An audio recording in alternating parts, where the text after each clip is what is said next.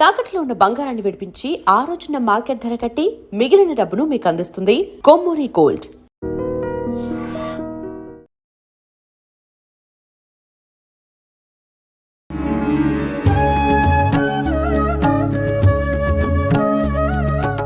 నమస్కారం గురుజీ. నమస్కారం మా విజిత. గురుజీ, శివుణ్ణి పంచాననుడు అని కూడా పిలుస్తారు. ఎందుకు ఈ నామంతో శివుణ్ణి పిలుస్తారు? దాని గురించి వివరణ ఇవ్వండి.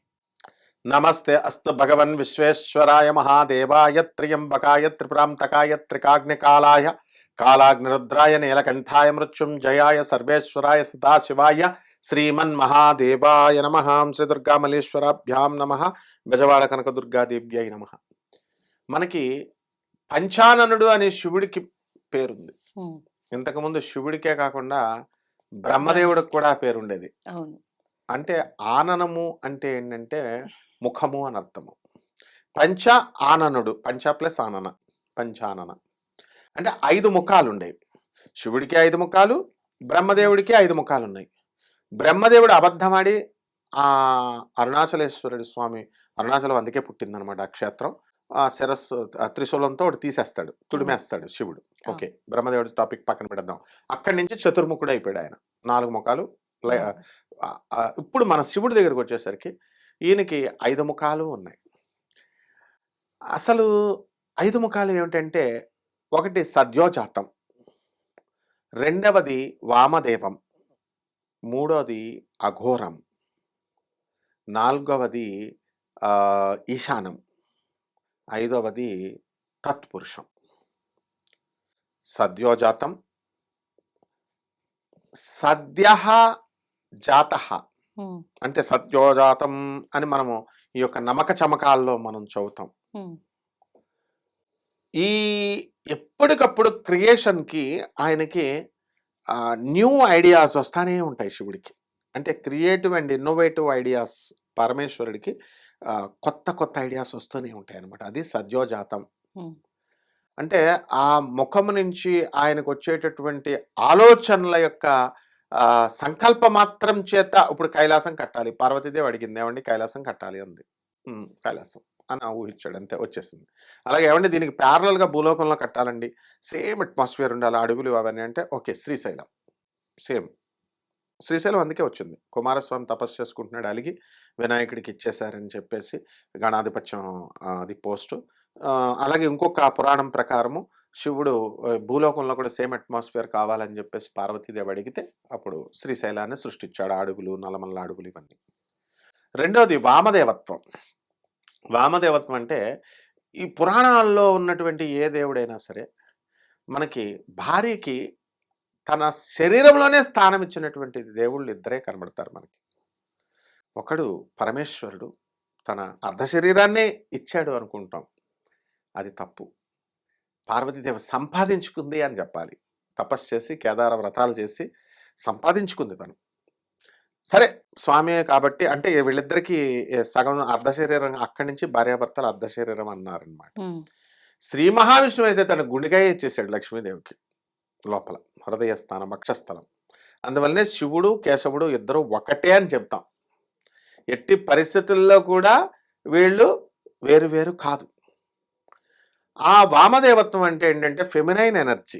ఆ ఫెమినైన్ ఎనర్జీ ప్రతి శరీరంలో కూడా మ్యాస్కులైన్ ఎనర్జీ, ఫెమినైన్ ఎనర్జీ అని 2 ఎనర్జీలు ఉంటాయి, మగశక్తి ఆడశక్తి.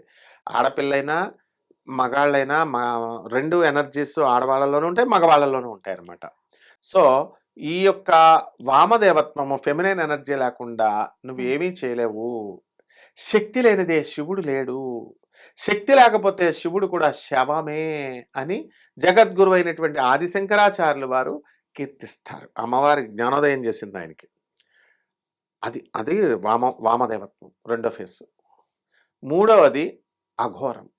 అఘోరం అంటే ఘోరమరా బాబు, వీడు చాలా ఘోరమరా అంటాం. ఘోరము అంటే ఏంటి, మనము ఇంకా కంప్లీట్ అన్ని మ్యాలిఫిక్ ఐడియాస్, అన్ని చెడ్డ ఆలోచనలు, ఇలాంటి దుర్మార్గాలు ఇవన్నీ ముందు పెడితే ఘోరము కానిది అఘోర. అక్కడి నుంచి అఘోర అనే శబ్దం వచ్చిందనమాట. ఘోర ఘోర తెరేభ్యో సత్యోజాతం వై మనస అని చెప్పేసి మనం చదువుతాం. అలాగే నమో వామదేవాయ నమో జ్యేష్ఠాయ నమో శాంతాయ ఇలా చెప్తాం. అలాగే ఈ యొక్క పరమేశ్వరుని యొక్క మనస్సు ఎలాంటిదంటే ఆయన అసలు కలలో కూడా ఆయనకి ఒక్క పాపపు ఆలోచన కూడా రాదు. పరమం పవిత్రం పరమేశ్వరుడు. ఎటువంటి ఇంకో అర్థం ఎలా చెప్పాలంటే వామదేవం ఈ యొక్క అఘోర ఫేస్ మూడో ఫేస్ కింద ఎందుకు వెళ్ళాడంటే మహాపాపాలు చేసి వచ్చినటువంటి రావణాసురుడు, మహాపాపాలు చేసినటువంటి మనము ఎవ్వరు వెళ్ళినా సరే ఆ యొక్క మూడో ఫేస్ మనం చూసేసరికి, ఆయన్ని చూసేసరికి మనకి మన పాపాలన్నీ క్షయం చేసేస్తాడు ఆయన. లాగేస్తాడు, క్లీన్ చేసేస్తాడు, పంపిస్తాడు. ఉమ్. రిఫ్రెష్ అని కొడతాం కదా, ఏదైనా చేయకపోతే రిఫ్రెష్ అవ్వని. అలాగే స్విచ్ ఆఫ్ చేస్తే రిఫ్రెష్, అట్లా అనమాట. పరమేశ్వరుడు రిఫ్రెష్ చేస్తాడు మనల్ని. నాలుగవది ఈశానం.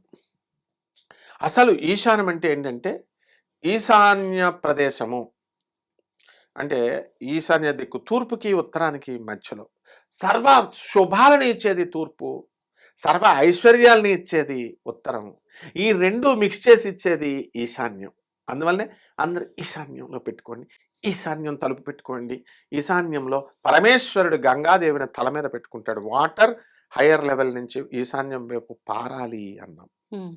అంటే ఎవరైతే ఈశాన్యములో గంగని ఎందుకు పెట్టుకున్నాడంటే ఈశానం ఫేస్ను మనం పెట్టుకున్నప్పుడు, స్మరించినప్పుడు గంగా స్నానం చేస్తే ఏమవుతుంది, మనకి సర్వ పాపాలు పోతాయి. అందువల్లనే మహాపరాధాలు, ఘోరాలు అవన్నీ చేసి వెళ్ళినటువంటి వాళ్ళు కూడా గంగలో స్నానం చేస్తారు కదా. అందువలన ఈశాన్యం ఫేస్ ఉన్నటువంటి పరమేశ్వరుణ్ణి కనుక మనము చూసినట్లయితే ఉమ్. ఆ సర్వ పాపాలు గంగలో స్నానం చేస్తే ఏ విధంగా అయితే పాపాలన్నీ పోయినాయో ఆ విధంగా సాక్షాత్ శివుడు దర్శనం చేసుకుంటేనే అన్నీ పోతాయి. ఉమ్. ఇక్కడ ఏమిటంటే మళ్ళీ మీకు డౌట్ రావచ్చు వినేవాళ్ళకి, ఏమండి 5 ఫేసులు ఉండాలండి శివుడు, ఈశాన్యం ఫేస్ ఉన్నది చూస్తేనే పాపాలు పోతాయండి. శివలింగం ఒకలాగున్నా 5 ఫేసులు ఉంటాయి, కనబడవు మనకంతే. శివలింగం ఒకటే ఉంటుంది. ఏ శివలింగం ఒకలాగా ఉన్నా 5 ఫేసులు శివుడిలో ఉన్నట్టు అనమాట. ఓకే. లింగ శివుడు అంటే రూపంలో ఉన్న శివుడికి శివుడు 5 ముఖాలు 5 ఉంటాయి. ముఖాలు ఉంటాయి. ఉమ్. నెక్స్ట్ ఏమిటి, ఆఖరిది ఇంక మిగిలింది తత్పురుష. తత్పురుషం. తత్ అంటే ఆ సమానమైనటువంటి పురుష. పురుషుడు అంటే ఏంటి, నేను పురుషుడిని అని మీసాలు మెలేసేస్తారు. నేను మగవాడినండి, వీడి మగాడ్రా బుజ్జి అని సినిమాల్లో డైలాగులు పెడతారు. నిజమైన మగాళ్ళు ఎవర్రా అంటే పరమేశ్వరుడు ఒక్కడే, కృష్ణుడు ఒక్కడే. ఆ కృష్ణుడే పరమేశ్వరుడు. ఆ ధ్యాయే తాజానుబాహుం ధృతశరధనుషం బద్ధ పద్మాసనస్థం పీతం వాసోపసానం నవ కమల దళస్పర్ధి నేత్రం ప్రసన్నం వామాంకారుడ సీతాముఖ కమలమిలల్లోచనం నేరదాభం నానాలంకారదీప్తం దదతమురజటామండలం రామచంద్రం.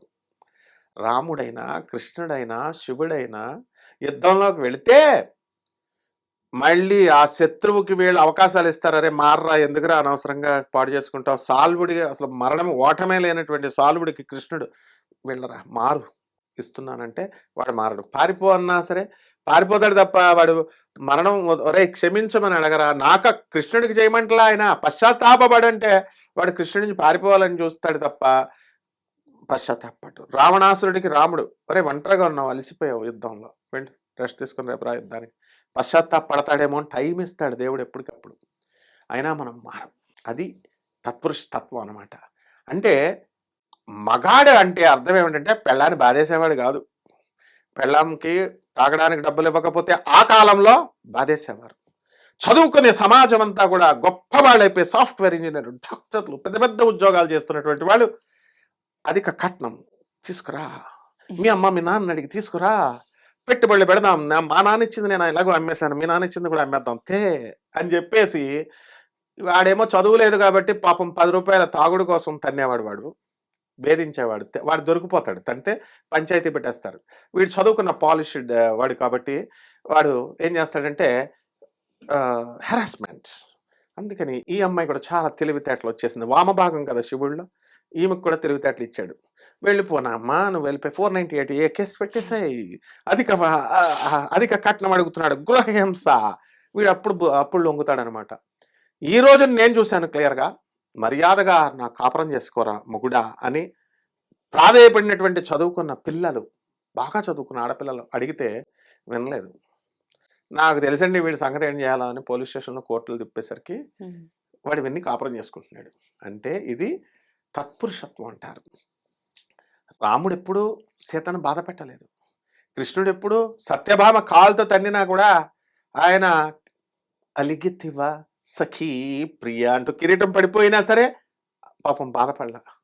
శివుడు కూడా ఎప్పుడు డిస్రెస్పెక్ట్ చేయలేదు పార్వతికి. ఇది పురుషత్వం అంటే.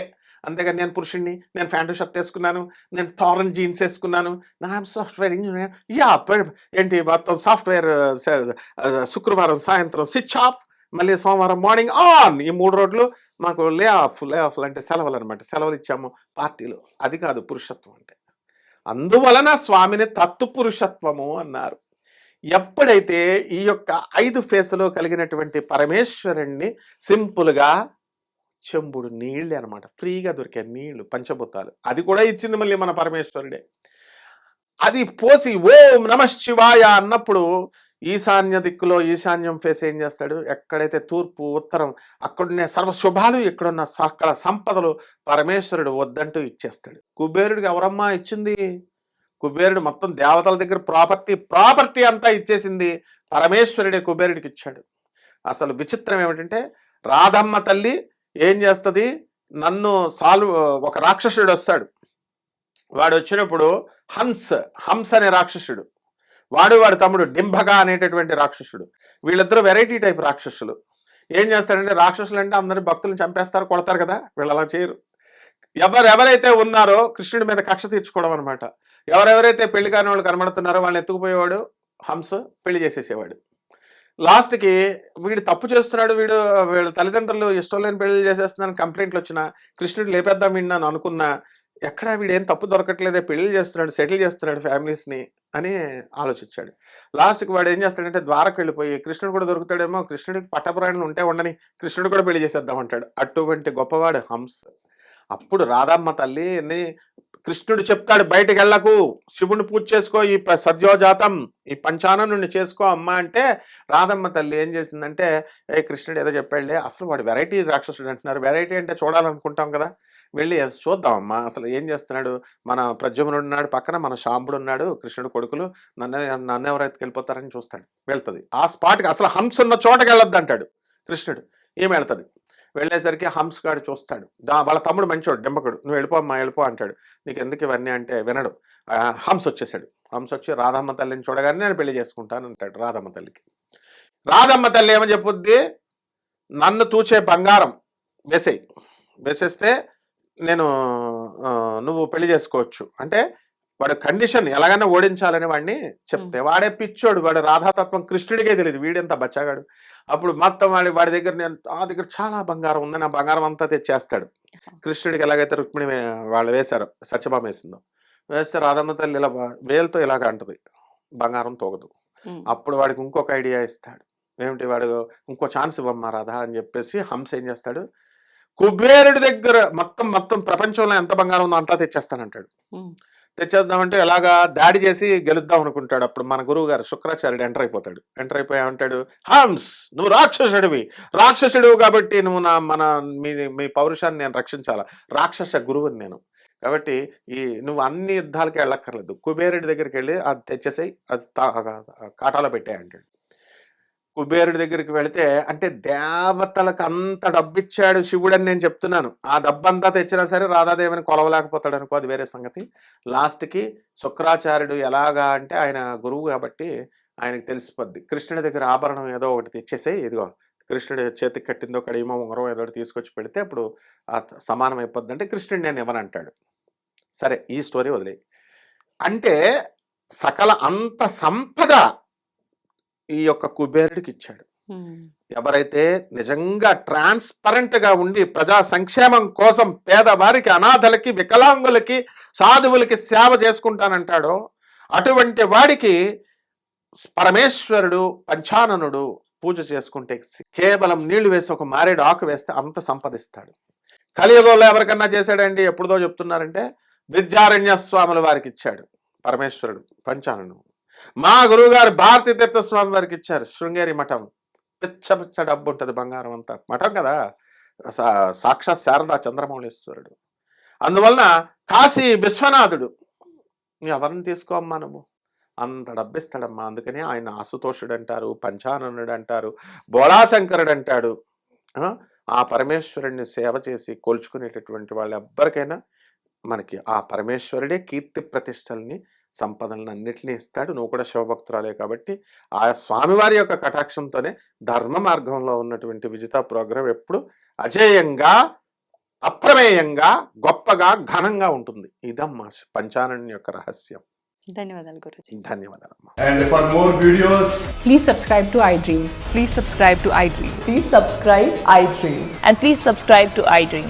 For more videos, subscribe to iDream. please like, share and subscribe to the channel. Congratulations, iDream. subscribe to iDream.